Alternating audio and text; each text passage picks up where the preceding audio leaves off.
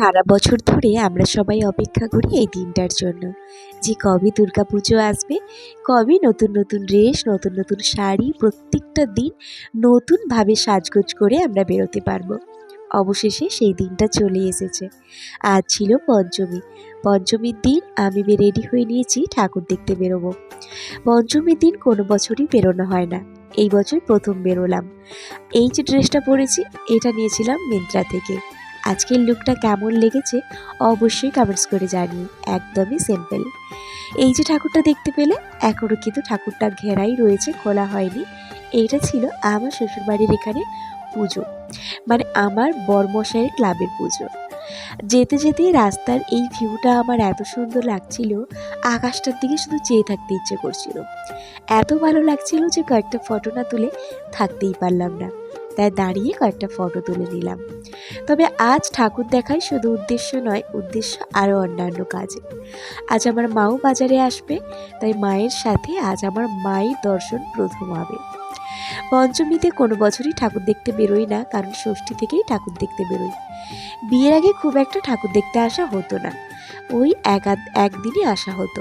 কিন্তু বিয়ের পর বর্মশাই প্রত্যেকটা দিনই আমাকে ঠাকুর দেখতে নিয়ে যেত, ষষ্ঠী থেকে শুরু করে নবমী পর্যন্ত। আমার বাড়ির কাছে যেহেতু পুজো হয়, তার মধ্যে ও সময় করে আমাকে নিয়ে যায়।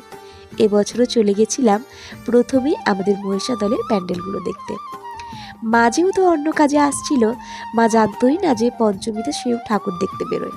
আসার পরে মা বলেছিল, পঞ্চমীতেও লোকে ঠাকুর দেখতে বেরোয়।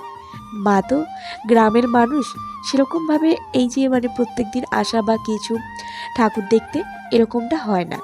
আমরাও তো গ্রামের মানুষ, তো আমরাও না পুজো দেখতে আসা বলতে এই ষষ্ঠী, সপ্তমী, অষ্টমী, মেনলি অষ্টমী, নবমী, এই দুটো দিনেই আমরা আসতাম, অন্যান্য দিনগুলোতে আসতাম না। এখন যাই।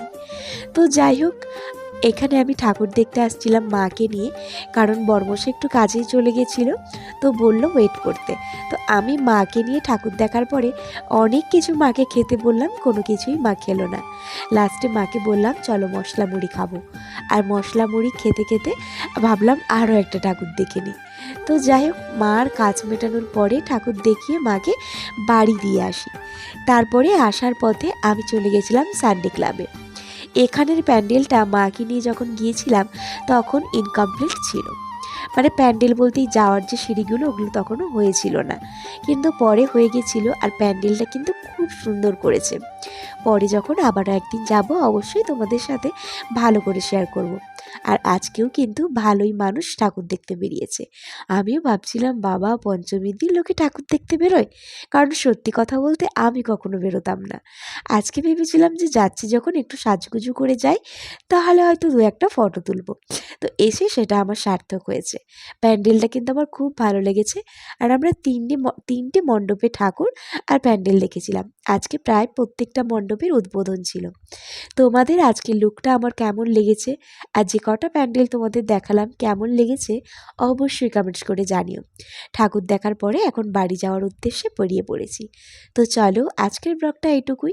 আবারও দেখা হচ্ছে অন্য ভিডিওতে। ততক্ষণে ভালো থেকো, সুস্থ থেকো, আর পুজোটা সবাই ভালোভাবে কাটিও। চলো, টাটা, গুড নাইট।